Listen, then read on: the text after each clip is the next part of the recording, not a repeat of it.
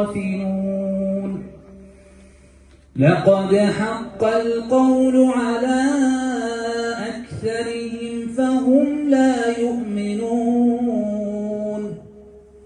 إنا جعلنا في أعناقهم أغلالا فهي إلى الأذقان فهم مقمحون.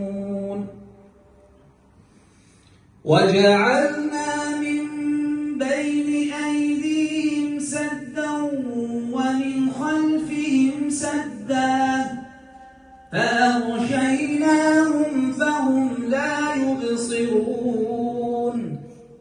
وسواء عليهم أأنذرتهم أم لم تنذرهم لا يؤمنون.